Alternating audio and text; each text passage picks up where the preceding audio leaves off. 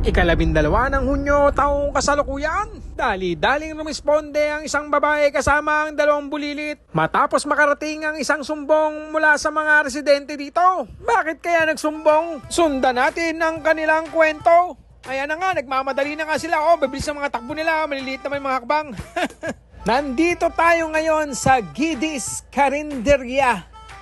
Dinalaw kasi namin yung kapatid ng lolo ni Darling My Love So Sweet. Siya ang pasimuno, kaya nagsumbong ang mga residente dito na sobrang sarap daw ng hamburger nila at ng spaghetti. Kala nyo matagal na naming minamanmanan tong lugar nyo. Dito kayo sa 700 General Malvar Street sa Malate, Manila. Kala nyo di namin kayo matatagpuan I-type nyo lang sa Google, makikita nyo yan. Gidis Refreshment. Alright. Talagang dami sa mga pagkain dito. At bukod sa the best at masarap na spaghetti at burger, garantisadong malinis dito mga kosa, kami na nagsasabi dahil nga lagi kami nandito. Pag umuwi kami ng bakasyon, dito kami nagsistay alive. Staying alive, staying alive.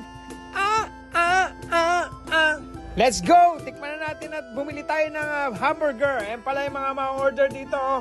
Yan ang mga hamburger dyan at mga hotdog. Ayan na nga, di na makapaghintay si Darling My Love So Sweet. Dahil ilang sandali na nga lang at magsisidatingan na ang mga customer. Ayan na nga, nagsimula na. Nagsimula na yung latagan ng mga hamburger patties. Di na makapaghintay si kuya. Sabi niya, bilisan nyo naman. Kanina pa ako nag-aabang dito Malapit lang pala to sa St. Paul's, Manila. Dito lang sa likod ng St. Paul's. Ayan, nakita nyo yung mga burger na yan, burger ban na yan. Nauubos yan hanggang hapon. Maya-maya, wala na yan. Makikita nyo, hanggang alas 6 ng hapon. Wala na yan, hindi nyo na makikita yan. Dito yan sa Gidis Refreshment. Nakita nyo, ang ganda ng logo. May Coca-Cola Coke. Ayan, kalalabas lang ni Manong Guard. May mga opisina at eskwela kasi sa tabi nito. Ito si kuya, may sikreto yan, may garden sa gilid dyan. Kita mo maglalabas ng litsugas. Kita nyo, kapipitas niya lang yan. Fresh na fresh ang litsugas dyan. Meron pa siya pipitasin na pipino dyan. Yung pipino hiwa na. Pag nilabas niya, pag pinitas niya, hiwa na yung pipino. Kita nyo, very good daw. Tapos papahiran niya ng mayonesa yan. Tsaka ng pipigaan niya ng ketchup. Alright, ayos na. Tapos lalagyan niya ng cheesy cheese.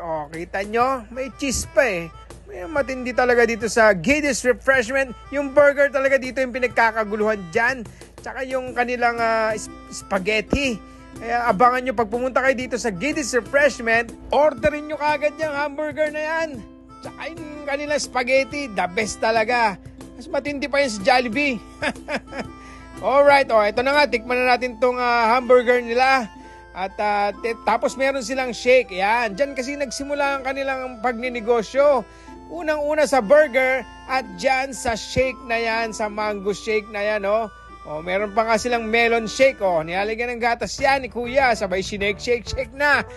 Tapos isasalin niya na sa baso yan. Meron silang large tsaka small. Yung large, 30. Yung small, 25. Ayan, nakita nyo naman, nakasulat na, huwag na kayo magtanong. Sundan naman natin si Kuya Sio kung paano siya mag-prepare ng spaghetti pag may umorder. Ayan, lalagyan niya, iniinit niya yung spaghetti, yung pasta. Tapos lalagyan niya ng sauce na napaka-espesyal at gagadgaran ng cheese, sabay iaabot na sa'yo sa bintana. Ayan na. At ito nga pala, si Lolo Junior, ang mastermind nitong Gidis Refreshment. Ang pangalang Gidis pala ay nagmula o hango sa pangalan ng kanyang anak na si Tito Gideon. Di ba kaya Gidis Refreshment yan? 20 pesos lang ang burger nun. Tapos yung shake, 5 piso lang. Mura lang, ma'am. Mura lang nun. Hamakin mo, 20 pesos lang yung hamburger. Tapos 5 piso yung shake. Saan ka hanap ng ganong presyo ngayon? Kaya napalago lang nila. Doon lang sila nagsimula sa burger tsaka shake na yan. Tapos dinagdagan na nila ng mga lutong ulam tulad ng adobo tsaka mga fried chicken. Tapos nagdagdag din sila ng mga merienda tulad ng turon tsaka banana Q. Tapos sa gilid naman, naglagay pa sila ng sari-sari store. Mamaya papakita natin ng sari-sari store nila. Ayan pala si Baby Yana. Hi Baby Yana. Ayan ang kalaro nila FF dito sa Giddy's Refreshment. Anak ni Kuya Kiona ang mga staff dito sa Giddy's Refreshment. Ayan, titikman na ni Papa John Lloyd ang spaghetti. Ang pinagmamalaki nilang spaghetti talaga. Ito talaga walang tatalo dito sa spaghetti na to. Natikman ko to, talagang hindi ko malilimutan. Tapos partner mo ng mango shake yan. Ako po, napaka-perfect combination. At susubukan ka pa ni Darling My Love So Sweet na ganyan, oh, na mukha silang tanga. Oh, nguya-nguya. Oh, ayan. Tapos ito, yung hamburger naman. Oh, tingnan natin yung loob ng hamburger. Tingnan mo, tingnan nyo yung mga kosa. Oh, nakita nyo may itlog na yan. Nag-uumapaw pa sa mayonesa. Tapos may burger patty. Tapos meron pang fresh from the garden na mga lechugas. Ang pipino. Oh, sinubo na. What a slam dunk mga kosa, oh. Pasok na pasok sa kanyang kaluluwa ang sarap ng hamburger na yan, kaya nanggagaiti si Papa John Lloyd. Oh, ito namang adobo ang titikman ni Darling My Love So Sweet. Adobo, alright. Ano masasabi mo, Darling My Love So Sweet? Oh, nagpapakit pa eh, oh. Nagpapakit pa, oh, okay lang pala eh. Oh, itikman naman natin yung kanilang lumpia, oh, lumpia naman, pinaikot-ikot pa sabi, kasi rubo din pala. Masarap yung lumpia na yan, mga kosa. Marami na parang mga vlogger din ang dumalaw dito, tinikman ang kanilang spaghetti at hamburger at iba pang mga ulam. Kaya marami na rin pumipila dito, mga kosa. Oh, ayan, si Papa John Lloyd, talaga sinisimot sarap yung finger licking good fried chicken na yan, Ayaw pang umawat ni Papa John Lloyd. Tama na yan, Papa John Lloyd. Hoy! Tama na yan, wala na maawa ka sa fried chicken. Dito tayo sa Gedlit. Silipin naman natin yung niluluto nilang turon tsaka banana Q.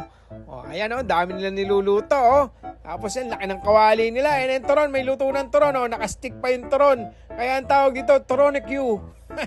At ayan si Q, ang tagaluto ng kanilang banana Q at turone Q. Kita nyo? Ganda ng luto. Tapos meron silang electric fan na standard electric fan. Naalala ko tuloy yung commercial ng standard electric fan nung araw.